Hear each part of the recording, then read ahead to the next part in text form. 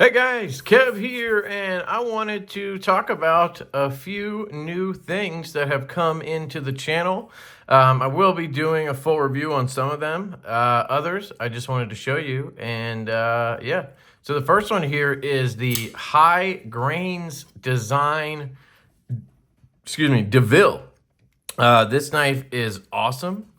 I am really happy for Justin behind High Grain Design. Absolutely fantastic dude, and he worked really hard on this. I got to chat with him during the process quite a bit, and he really put a lot of energy and effort into making this knife as amazing as possible for you guys. So hopefully if you got one on the pre-order, you are just as happy with it as I am. And if you're planning on picking one up, I think they will be available or are available. I know that he had an exclusive model at Sharp Things OKC, I believe. That one looks absolutely sick. I kind of wish I knew that one existed because I would have got it. It had like sort of like a marbled carbon fiber on the inlay instead of this gold, and then the same belt satin. It just, you guys know I love that tux look, and but this one is fantastic. He did a great job from the prototype, just dialing this thing in. It was fantastic on the prototype. I don't even know exactly what changed. But it has a really nice hollow ground blade, not too thin, so you still have a usable tip there, and really nice fuller / hole for deployment, so you can flick it from anywhere on that fuller, and it will fire out of there. Detent on this example is perfection, but you can also use that hole to fire it off. Left-handed works great because it is a bolster lock design. We have these gold pivot collars, gold dark matter, fat carbon. Don't get me wrong, this version is gorgeous, but I just really love that other one. Thumb flick, money on this. And you can see that action. This thing has no play in any direction. It is an absolute bank vault and just swings down. You have this front flipper. I think he might have updated this a little bit. I can't remember, but the jimping goes up and all the way around. It is perfectly dialed in. The action's incredible. I love how the inlay kind of goes all the way to the end of the handle. It just is really nicely designed. You have a slight contour, I believe. It's possible that it's flat, but it feels really good in hand. So I think it's a slight contour, or at least it's very chamfered around the edges, so it feels that way. Good in hand. You can choke back like this, or you can choke up like this, and you have this flat right here for your pinky when you're in this back grip, or if you have a huge hand or something like that. It is not a tiny knife. Here is the fireball. You can see here it is a bit bigger than the fireball. Do I have anything else? Here's a Vero Axon. I believe that's a 3.5 inch blade, and I think this is going to be just a little smaller than that. Yeah, they're pretty damn close. So I'd say it's like a 3.4 inch blade, something like that. Really nice size. I think for most people, it's right in that sweet spot, which makes perfect sense as a first knife release. I think he did such a good job. I hope you guys support it. Check it out. High Grain Designs. I'll obviously link it down below. But really proud of them and just ecstatic for how this came out. Look at that clip, man. This thing is gorgeous. I've been carrying it for the last 24 hours and absolutely enjoying the piss out of it. That is the DeVille. The next thing is from Axial Gear or Axial Knives, the USA manufacturer, and they have this new pinch bar 2.0 in titanium here. It's a USA made product. Their products are USA made. I also have their OTF somewhere. Here it is. This is the Shift 3.0, absolutely fantastic. Again, USA made, really well done. Has a ceramic ball switch system. They do a great job for the price. I mean, in my opinion, they kill Microtech. I think Microtech is releasing some no blade play models, so we'll see how that goes. But unless they do an overhaul of the entire design, I mean, this thing just absolutely murders them. But yeah, so Axial, they have this pinch bar 2.0 they wanted some feedback on. It's really nice. You have this bottle opener here. You have the nail puller up here. You have a little bit of milling up on the nail puller there, which is kind of nice. You can get a good finger grip on there, or yeah, I'm not sure exactly what that's for, but it's nicely done. You can see right here, it says handcrafted in Utah, USA since 2021. You do get a couple Weehaw bits with it, a Phillips one and a flathead. And then you have this interesting attachment back here. And I'm not positive what this thing is for exactly. It's screwed in back here, and it does have a little bit of a lip or a lift here. So I guess you could put it on like a shirt pocket maybe, or I don't think it would work on like pants. I told them it would be really cool if they replaced this. Oh, that's what it is. There you go. It's how you fucking use the bit driver. I'm an idiot, sorry. But I told them it'd be cool if they replaced this with a piece that also was a clip, because I feel like that would work really well. Now I know that, I think that's how Vero does it, but I don't think that's like patented or anything. I mean, it's just kind of common sense that you would want the bit driver and the clip to go together, right?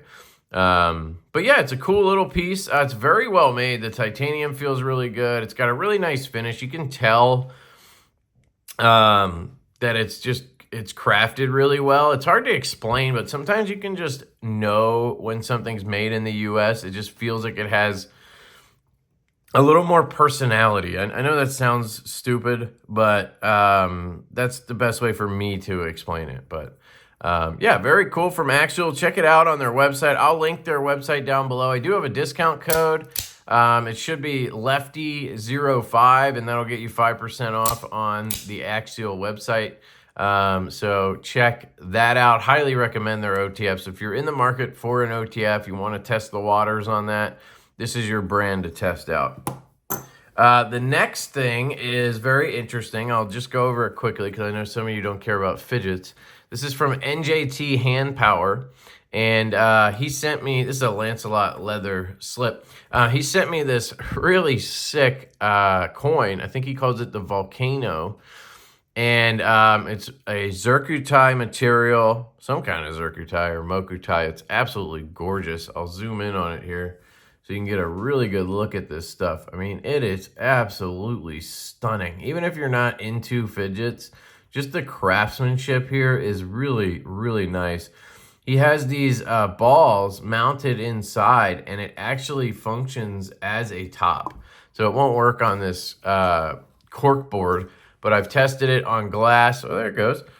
Tested it on glass. It works really well. It's just a cool feature. And then it has the magnetic coin feature, right? Where you have this bearing in here, and then like a mini pivot bearing.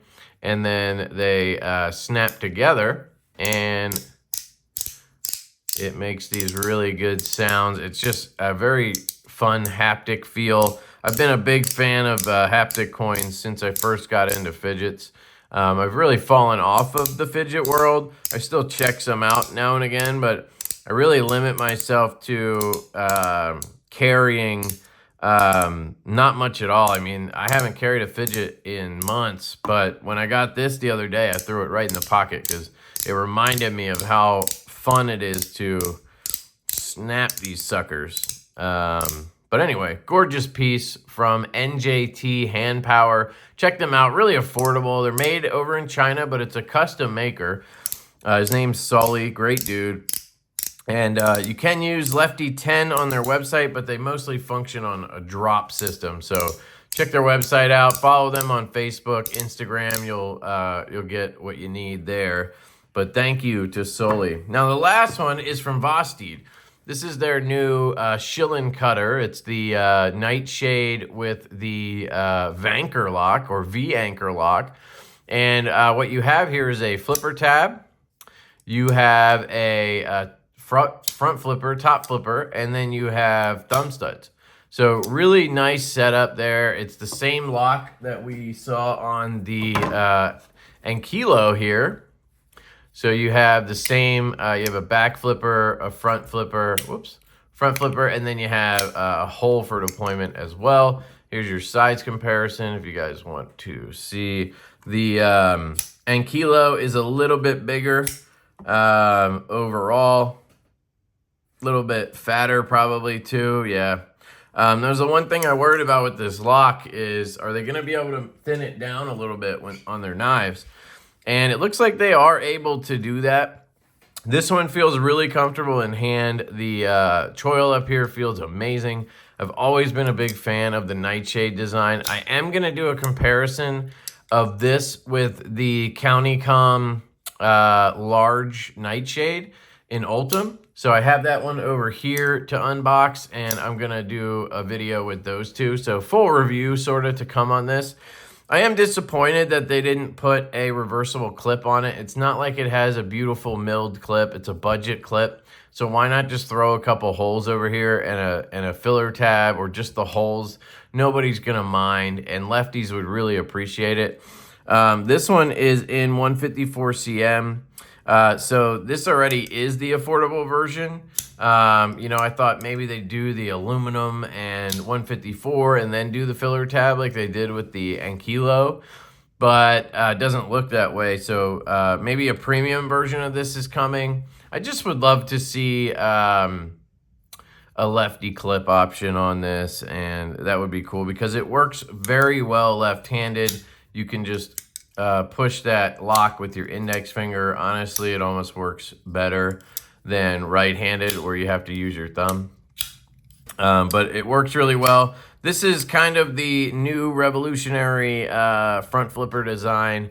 You're going to be seeing this on a lot of knives, I think. We have a Divo. We have a couple knives in prototype phase with a sort of angled top flipper design. Think Kunwu Padre and Compadre. I really loved the top flipper on the Compadre, and I told Sergio from Kunwu that I'm gonna use something similar and make sure, you know, I tell people that I got the idea from him. And obviously he was cool with that. Sergio's a good dude. But anyway, very good top flipper. I'm always a fan of these because they're just angled perfectly. You can get a good detent on it, and you still have the ability to do all the things. So it's not like it takes away from anything, and it just functions extremely well. Good detent on this, by the way. That is one of the benefits of the Vanker lock, is it actually has a lock bar in there with a detent ball, and it's a magnetic system. So there's a magnet in there, and the magnet, when you let go of the when you push the button, it pushes the lock bar forward and out of the way so that it clears, right? Then when you let go, the magnet pulls that lock bar in to place, and that's what sets the detent. And then you have a normal detent function. It's really a cool and unique lock system. It's probably the coolest out of the pivot lock systems. I do have another knife here to unbox from Ramet, the Falcon. They've just updated theirs with a lock, which is pretty cool. But I'm a big fan of this one because it's not like spring-based like the Riot one. The Riot pivot lock is basically a button lock in the pivot. Not a fan of that because you don't get a real detent. So really cool. That is the Schillen cutter from Bastide. More to come on that. So there you go, guys. Just some cool stuff that I got in. I wanted to show you the Pinch Bar 2.0 from Axial, the Baller NJT hand power coin, and of course the high grain design DeVille. Let me know if you guys have any questions. I'll put links to whatever I can down below. I love you guys. I hope you have an absolutely fantastic day, and I will catch you later.